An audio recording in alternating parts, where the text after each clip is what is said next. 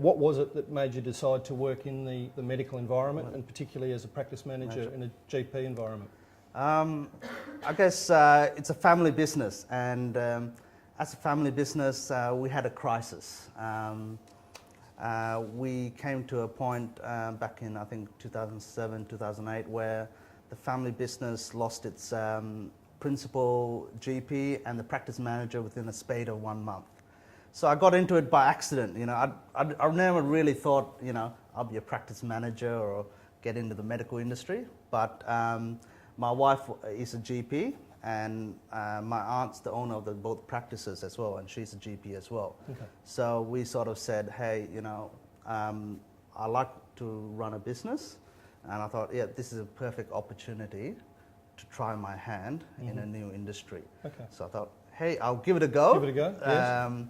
Well, I guess having that family background there, you would have had an understanding of what it would be in that medical practice environment. I guess one of the things is I could bounce a lot of questions and ideas past, I guess, my aunt and my wife.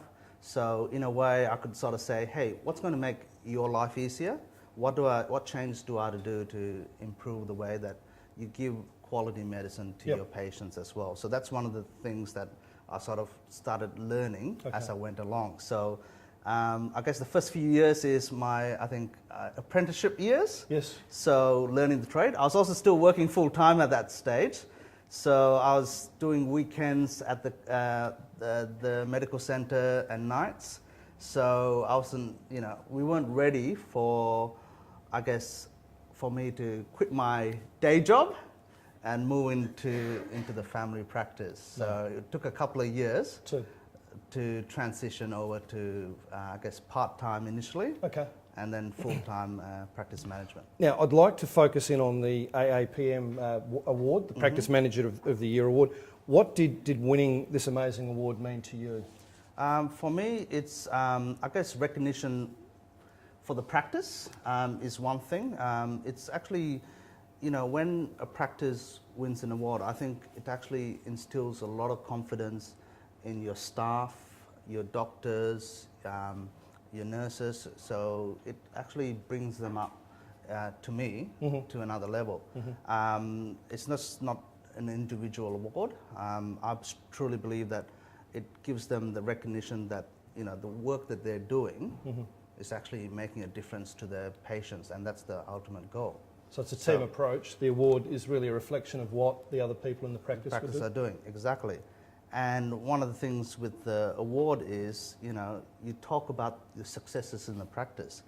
And one of the things I like doing sessions like this is helping practice managers out there, I guess, you know, talk about their success in the practices. I know there's a lot of familiar faces in the crowd here, and I know your practices, and you've got successful practices in their own right.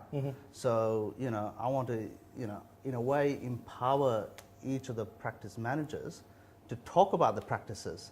And if they're keen on winning the AAPM Practice Manager of the Year award, you got to be in it to win it. You do. I guess, you know, you really do.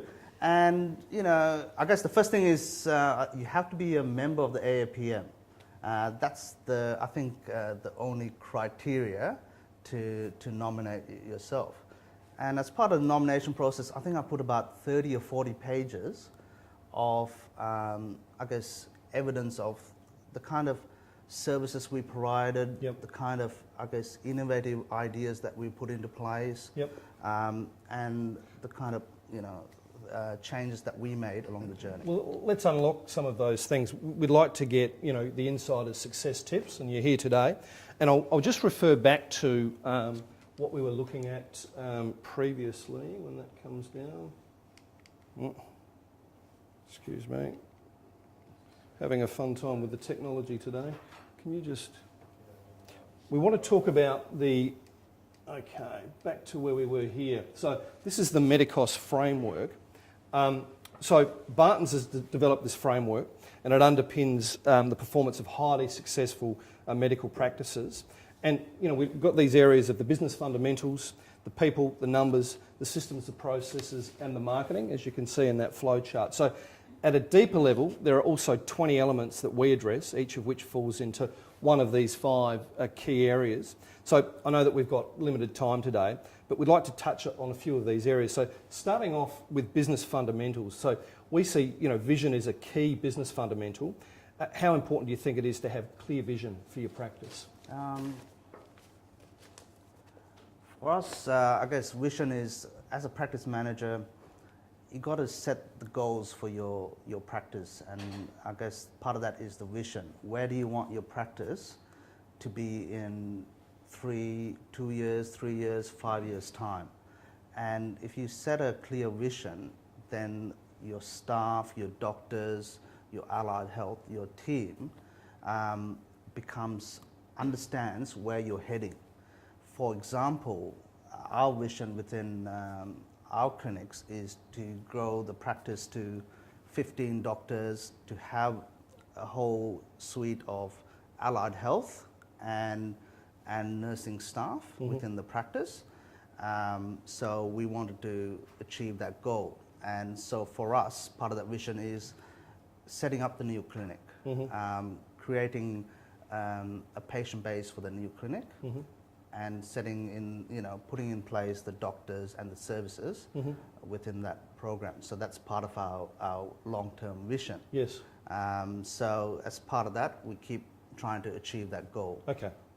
So we're talking about vision. I'd like to hear how you deal with issues. So we're working with people. Successful practices have strong systems and processes in place to identify, to capture and deal with issues, and they could be internal or external. Issues can be viewed not as a problem, but really as an opportunity to make improvements. And I can guess that you're working with people and systems and processes. You'd have issues from time to time that you'd encounter. So what steps do you have in place to find resolutions and implement new strategies?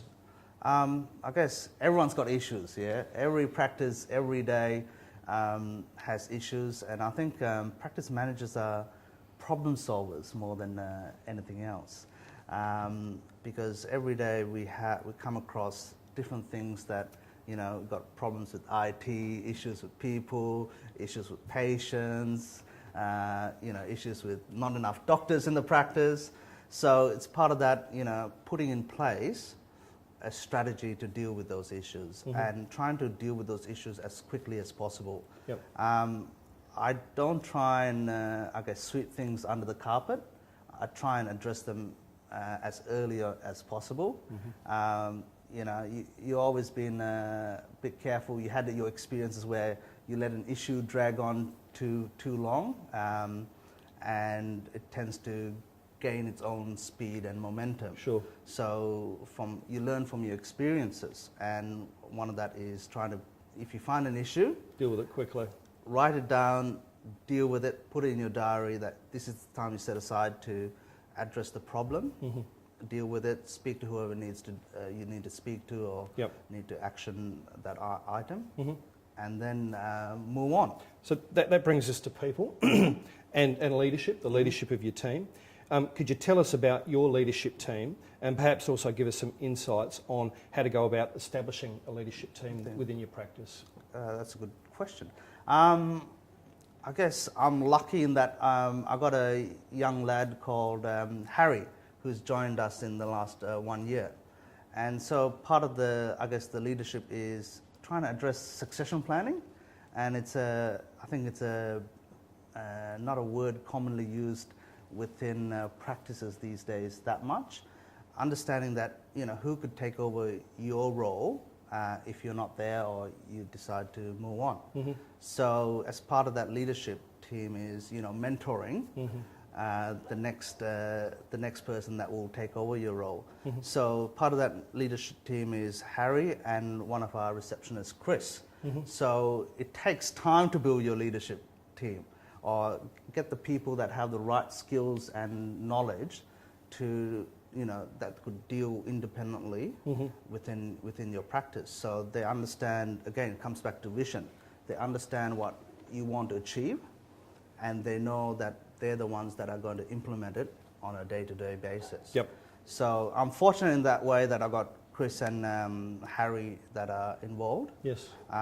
So they, in a way, form a barrier for me from the day-to-day operational duties now. Okay. So then I could come and have breakfast with all of you, enjoy myself, and know that at the end of the day, that you got people that you could trust that will look after your business as well. So it's very much getting the right people. That's right. Providing the right structure As well. Yeah. And so they know that at any stage, if they have a question or they need to find, get a bit more, help them understand their own decision-making process, they could always give a call, or we use instant messaging within the practice, so they could always Google a question to each of us as well. So, right. So technology, which we'll talk about in a bit more detail. Yeah. Yep.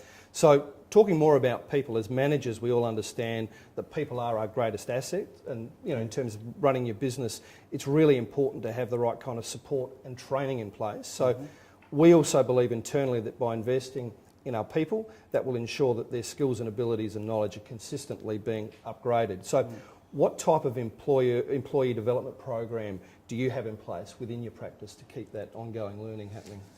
In terms of employee, I always encourage all my nurses and my receptionist staff to attend as many seminars or educational activities. It's sometimes hard to find the time. I know everyone lives busy lives. I guess one of the things I tried to do was with the receptionist, and I know a few of you tried medical practice assisting within your own practices, and I wanted to try and develop, upskill a few of the receptionists to do simple things like heights, weights, blood pressures within the practice, because we know that down the track, each of our practices are getting busier, right? And we might not have the resources necessary in terms of nursing staff, in terms of doctors. So you need to look at, another layer of support for your clinicians. So I wanted to develop the medical practice assisting. It's a trial and error as well. Yes. I think it's still a few years off within general practice. So just tell us a bit more how that works. So these are people that front of house in terms front of house, typically maybe on the phones and doing an administration function. That's right. But now they're doing what? There's so now there's a training organisations that teach medical practice assisting as a course, as a certificate. So it trains them on how to deal with patient care, simple things. Like I said, get the patient in, do simple OBS. So we're talking about heights, weights, blood pressures. And this is something that people like Awan can help your practice with, because I spoke with our medical indemnity just to make sure that from a medical legal point of view, it's comfortable. So you've got to develop the tight framework. Yes. So that if it's a receptionist taking a patient into the room, doing their weights, they stick to a clear process and protocol as well, and don't try to move outside of that. The other thing we did was, just last weekend, we had a facilitation seminar at our practice. So we invited a couple of professors from Sydney, because we run a weight program within our clinics. Right. So over the last weekend, we had a couple of professors that came down from Sydney and spent time with our nurse and a couple of the receptionists, and to teach them about group facilitation. So the idea is, how to deal with, in a clinical setting, doing group consultations, all right, with a GP. Right. So we're trialing that out now at the moment. All right. So, Medicare doesn't allow you to charge for group visits, but so we're trialing out how group consultations work, which is an interesting thing. So it's basically you have a facilitator and a GP, and you'll have a group of, say, we had a group of 10 men on a Sunday, and this is around obesity. So the facilitator gets trained on how to keep the conversation going, how to make sure that people follow strict clinical guidelines as well, and understand the privacy. So we had the group talking, and then the doctor at the same time will do one-on-one consults through the group as well. So it's an interesting concept. So for the staff, they get to learn a new skill set Yeah. as well. So it's that opportunity to multi-skill.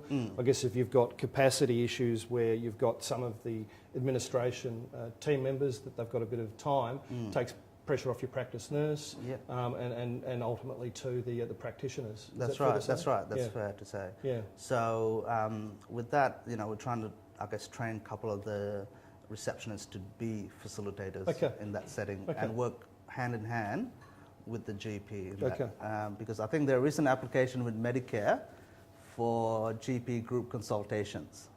So watch its space in 18 months. All right. There No, might be an item number for that. So at Fingers the moment, crossed. they put in, I think it's $48, they put in a recommendation to Medicare for. Okay. All right. We'll be interested to see how that develops. That's right. So we've talked about people. Now we're going to turn to numbers. Now, at Barton's, numbers are pretty close to our heart. We believe in using budgets and reporting systems as part of a solid financial management strategy. We also know that a medical practice needs to have an up-to-date budget and systems that enable it to monitor the budget on a regular basis. So we know that you're a fan of using budgets, going back to your elders' days, and reporting systems to run your practice. How do you think these factors have contributed to your overall success within your practices? Yeah, I mean, I really do have to go back to the elders' days because that's where I learned about, reporting systems. Elders used this reporting software package called Business Objects. So within Business Objects, you can actually, what I call slice and dice your data. So you could understand where your expenses are, where your revenues are coming from. And so when I learned that, I actually took it on board to our family business. Okay. So in terms of reporting Yes. and understanding our numbers, I do a weekly P&L. So I know, where our revenue is coming from, understand our expenses, where the money's going. Right. So you could track it and you could graph it. So I love my graphs. Yes. I love my spreadsheets as well. I think I'm a geek at heart. So it's an opportunity for me to know that, hey, we're going well, Yes. but these are the areas that we can improve on. Okay. And and like every practice here, you have to keep your costs down. And the only way you're going to know about keeping what your expenses are, and we know that expenses are increasing, yet Medicare doesn't keep up with the growth in CPI and the cost that practices cost pressures that practices undergo every day. So in terms of that, you need to find ways to save money for your practice. And So it's a weekly understand process. You've got a handle on those numbers. on those week to week. numbers. Yeah. I think at Barton's we're big believers in what gets measured gets done, and if you've got that insight into what's happening week to week with your financials, you're really much better positioned to just see those trends so that you can react in a timely manner That's to right. deal with things. It also helps with, planning. So we know from September to December, for some reason, that's our busiest time of the year as well, in terms of patient numbers Right. and revenue growth. Yep. We think it's summer, people want to lose weight, people want to come and do their health assessments. So we know that, we need to, increase the number of capacity within the business as Yep. well. Okay. So it's from when you look at your numbers, you understand capacity flow as well. Okay. So while we're talking about numbers, key performance indicators are used a lot these days in businesses and in practices. So can you talk to us a little bit about KPIs within your in that number space, the things that you measure? I know that when we spoke initially, when we were running through this, you talked a bit about the utilisation of the consulting rooms and how that flows back into the numbers, and it's something that you work with. KPIs, benchmarking. It's a bit hard in general practice to find a benchmark that you could gauge yourself against other practices in South Australia or other practices in Australia-wide. From a clinical point of view, in terms of your quality side, it's easier to benchmark. Internal benchmarks that we use within our practices, occupancy levels, like you mentioned. So we want to make sure that every consulting room is used to its maximum capability. That is, it should be busy at least 80 to 90% of the time. 100% is perfect, but we know that we never achieve it within our practices. It's quite hard to do that. So my aim is to make sure if there's a 3 or 4 hour block free in a particular room, find a doctor to fill that space. So we've been lucky in that regard in terms of Montague Farm. So Montague Farm, we've got 6 consulting rooms and our occupancy levels around the 75 to 80%. So we're sort of reaching that target. Right. So there's still a couple of rooms. Yep. You know, there's still few hours that I guess I could put another doctor in. So I know that, hey, if I do get another doctor in, I've got the space and or the times. They just have to be a bit more flexible to fill them in as well. So it's fair to say that your operation costs are they're pretty much fixed, and it's a really significant way you can add more to the bottom line by making sure that you've got that utilisation of the rooms in terms of if you can take it from 80% maybe to 90 or 95%, that's really revenue straight to the bottom line. Is that a... That's a fair statement. I guess one thought about that is you try not increase your fixed costs, your resources, your nurses, your receptioning staff. You know that, hey, if you could put more doctors in, that's more revenue for the practice, more profit for the business as well. So that's, I think, should be the aim for all practice managers out there. Yep. To go out there and try and get the doctors fill in the spaces and keep your costs and your expenses as flatlined as possible. Sure. Is the way I'll use. Good. Now we're going to move on to systems and processes. I know that we had a good chat about IT when we caught up last time, but the challenging of managing an IT system has never been more demanding than it is now, and it's important that IT systems are in place, up to date, robust, because medical practices can no longer operate efficiently without them. So can you tell us a bit about your IT systems? Because I think this is an area you're doing some innovative things that are worth sharing with the group. Yeah, this is my favourite part, everyone, all right? This is what I like, all right? We'll talk about it for hours. IT systems. I guess, coming from an IT background, I like innovation in IT. So we started getting into a couple of spaces. Online appointments. Online appointments have been fantastic for us as a practice. Each month, we're increasing our online appointments by 20%. So at the moment, we do 15% of all appointments to our practice is from our online channel. So anyone doing online appointments? Yep. So yeah. Yep. But I did see a few looks in here as well to say maybe we're not. So no, that's interesting. It's awesome. Yep.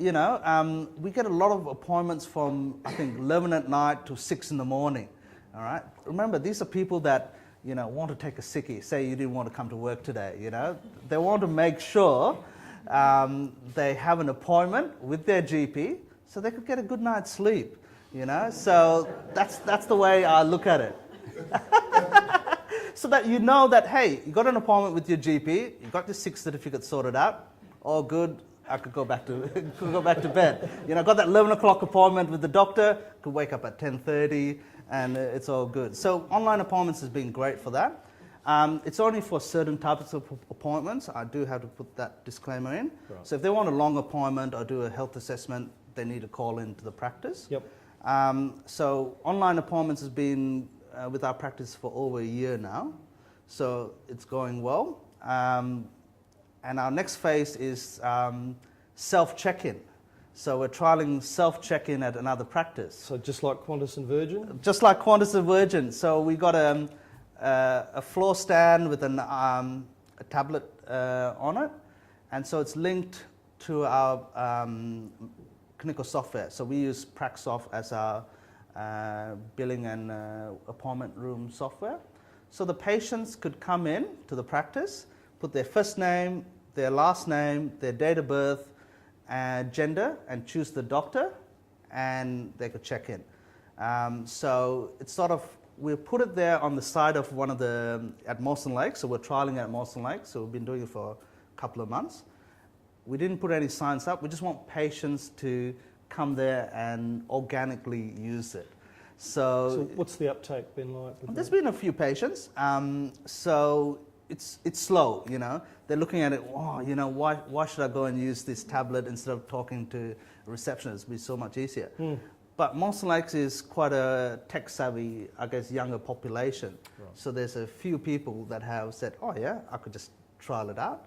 So I'll give it about 6 months for the people to, experiment and for take-up to increase over that time. Okay. So that's my next phase. So I'm Okay. hoping in a year's time that, patients could book online, come in, check in. Yes. All right. I'm not removing, I guess, the customer service or the experience. It's just making another avenue for patients to use as well. Sure. With the online check-in, what percentage, what sort of uptake have you got there in terms of?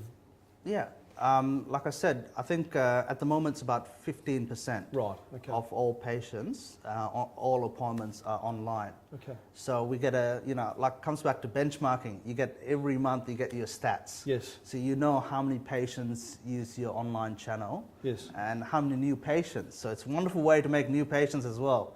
So if you need new doctors and you've got new patients, set up an online appointment system. Now, the online, that segues nicely into the marketing. And I know that we spoke last time about you've got this online system, so it's giving you online access, I guess, to your clients. So in terms of marketing and marketing strategy, we see it as a vital aspect to grow your practice. We've got it here as one of the 5 steps. So an effective marketing strategy will give you, the medical practice, a clear direction as to where the practice should go with its marketing efforts and the best methods to reach its potential patients. With your online system, can you tell us a bit about what you're using, maybe that service to do, and broadly what you're doing in the marketing space? Marketing space. We spend a lot of time on our website, so that's one of our biggest marketing tools. My second in charge, Harry, he's also our website designer, so he's quite multi-talented. So a couple of the doctors and myself, we sit around and we grab the content that we want to put on the website. So we spend a bit of time putting information on the website. Harry will make it as nice as possible. Mm-hmm. We don't use, I guess, a professional web company as such, because we wanted to modify the content quite regularly. Because if you keep modifying your content quite regularly, it increases your search engine optimization as well. So when people type in, say, GP and Mawson Lakes, we come first, second, and third. Try it out, all right? That's your homework for today. Okay? More numbers, yeah. So as part of our marketing strategy to get new patients, we spend a lot of time on our website putting in keywords. So there's quite a few keywords throughout the website, so that patients, one of the biggest searches is homeopathy. I don't know why, all right? So we got somewhere on the website. So you learn these things along the way, and just doing simple things as, spending a bit of time on your website. Yep.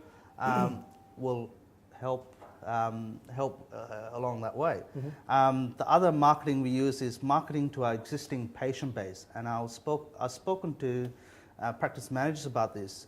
You send out a lot of recall letters, so put a bit of, on the back of the recall is empty space. Mm-hmm. So I actually tell practice managers to use that empty space at the back of the recall letters. You have to send out recall letters anyway, so might as well use it as a marketing tool. So we educate our patients, send out information about asthma, diabetes, cancer. For summertime we do slip, slop, slap. Yep. But also we market our online bookings. We also different months will market our dietitian, our physio, our podiatrist, or our allied health. Mm-hmm. So help them develop their business as well. Mm-hmm. So, and you're marketing to your existing patient base. Yeah. So it's actually per customer. If you look at it that way, it's a lot cheaper to market to your existing patient base. I guess particularly online, instead of the 70-cent postage stamp, you've got that captive audience of As people well, that yeah. you can contact, and that's right. powerful. You did talk a bit about, when we spoke earlier, just about what you'd done in the Mawson Lakes area in terms of, there was I think a letter drop. Yeah.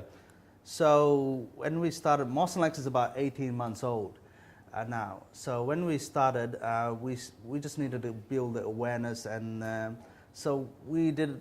We looked at Woolies and Coles, and how they do your pamphlets and catalogs as a letter drop. So we designed a flyer for introducing ourselves as a new surgery, as a new practice. We put the names of our doctors, and we did a letter drop to about 20,000 homes within Northern Adelaide. There's all these companies that have people that go and put the flyers in your letterboxes. So we use that. We also then 3 or 4 months later, we actually did another letter drop when a new doctor started. Right. So it's and you could see the spike in new patients after we did the letter drop. Yep. And so that helps fill the new doctor up a lot quicker as well. So traditional marketing, but also the online marketing. as There's a well. place for both. That's right. Yep. So we've estimated that it takes about 3 months to fill a new doctor up to capacity. Okay. Okay.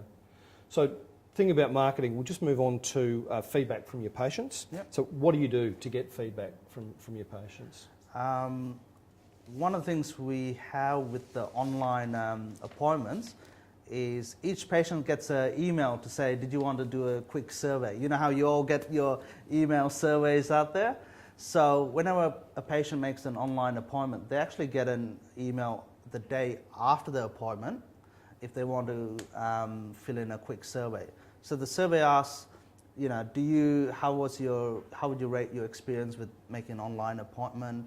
How was your experience at your front desk or with your receptionist staff? Mm-hmm. What was your experience with your doctor and any other feedback? Would you use online appointments again? And did you have any feedback for the practice? So this was they could free text any information for the practice. So, it's a good way to gauge how well your customer service or your customer experience is within your practice. Mm-hmm. So I know that we got a bit of area to improve on our customer service.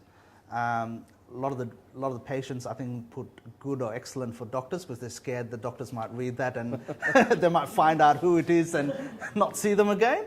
And patients, will write comments like, reduce, it takes too long to wait for the doctor. Yes. I wish they would be on time. Those kind of things normal, that you get normally at any practice as well. Yeah. So it's a good way to understand what your patients are thinking. Sure. And we try and, do our best to meet their expectations. Yeah. No, that's good. Well, Prashiba, I think we've got some fantastic information and I really appreciate your input this morning.